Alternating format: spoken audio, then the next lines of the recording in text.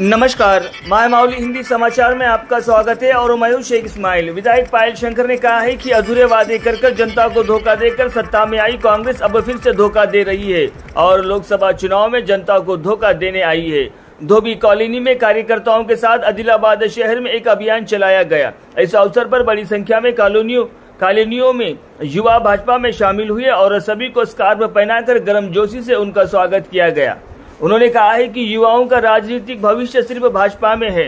उन्होंने कहा है कि बीजेपी में एक साधारण कार्यकर्ता के प्रधानमंत्री और मुख्यमंत्री बनने की संभावना है और पार्टी हमेशा अनुशासन और प्रतिबद्धता वाले कार्यकर्ताओं को पहचान देंगी।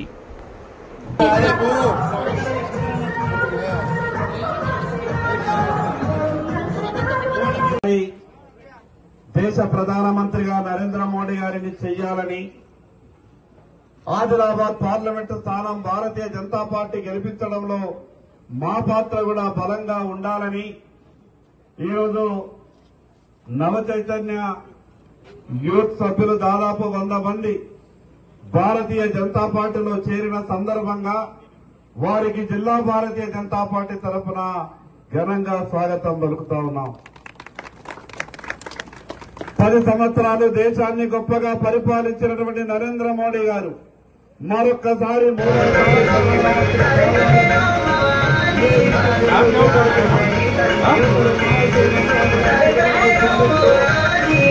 తప్పకుండా నరేంద్ర మోడీ గారికి ఓటేస్తాం। ఆదిలాబాద్ భారతీయ జనతా పార్టీ పార్లమెంట్ అభ్యర్థి గోడం నగేష్ గారిని గెలిపించుకుంటామని ప్రతి ఓటరు నుంచి స్పష్టంగా వస్తున్నటువంటి మాట। ఈ రోజు యువకులంతా కూడా నడుం గట్టి బార్డర్ మీద దేశ సైనికులు ఏ రకంగానైతే దేశాన్ని కాపాడుతున్నారో అంతర్గత రాజకీయాలలో మేము కూడా స్వచ్ఛమైన పరిపాలన అందిస్తున్నటువంటి భారతీయ జనతా పార్టీకి నరేంద్ర మోడీ గారికి మా మద్దతుని మనస్ఫూర్తిగా ఈ రోజు భారతీయ జనతా పార్టీలో చేరినందుకు వాళ్ళందరికీ కూడా మనస్ఫూర్తిగా నేను అభినందిస్తా ఉన్నాను। అనే పార్టీ అమలుకు సాధ్యం కానటువంటి అనేకమైనటువంటి హామీలు ఇచ్చి ప్రజల్ని మోసం చేసి ఓట్లేసుకుని రాష్ట్రంలో అధికారంలోకి వచ్చింది। కాంగ్రెస్ పార్టీ అసెంబ్లీ ఎన్నికల్లో గొప్పగా మాట్లాడింది। ఇల్లు లేనటువంటి పేదవాళ్లందరికీ అధికారం చేపట్టిన 3 నెలల 100 రోజుల లోపల ఈ రాష్ట్రంలో అందరికీ ఇల్లు ఇస్తామని చెప్పిండ్రు। 2000 ఉన్నటువంటి పెన్షన్ 4000 చేస్తామన్నారు। నిరుద్యోగ భృతి అన్నారు। ప్రతి కుటుంబానికి మహిళకు 25,000 రూపాయలన్నారు। కానీ ఈ రోజు వరకు కాంగ్రెస్ పార్టీ ఇచ్చినటువంటి ఏ ఒక్క హామీ కూడా అమలుకు సాధ్యం కాలేదు, అమలుకు నోచుకోలేదు। మళ్లీ అటువంటి మాట మాట్లాడే ప్రయత్నం చేస్తా ఉన్నారు।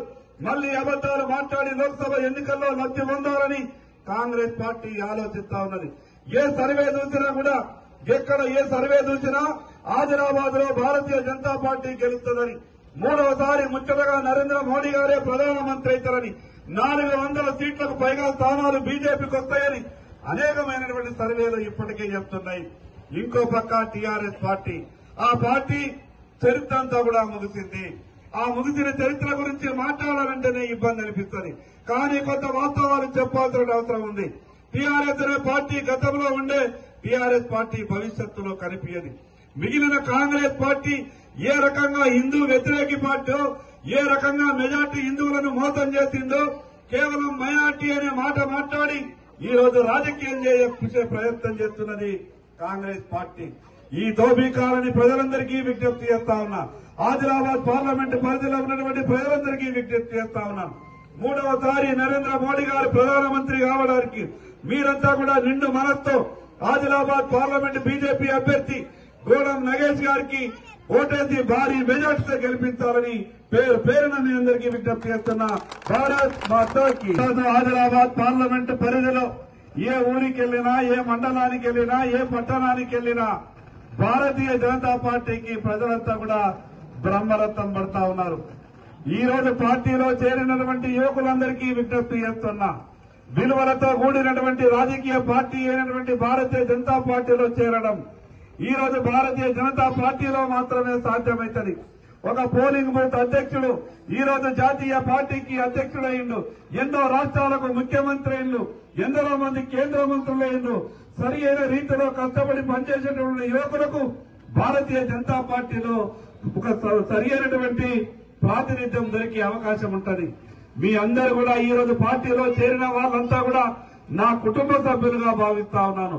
మీ అందరి గురించి రఘుపతి గాని, సచిన్ గాని, సంతోష్ గాని, ఇక్కడ ఉన్నటువంటి మహేందర్ గాని, మిగతా వాళ్ళంతా కూడా చాలా గొప్పగా పనిచేసేటువంటి కార్యకర్తలు, చురుకైనటువంటి కార్యకర్తలు, పార్టీ కొరకు ఏ రకంగా పనిచేస్తారో మీ అందరి గురించి కూడా చెప్పడం జరిగింది.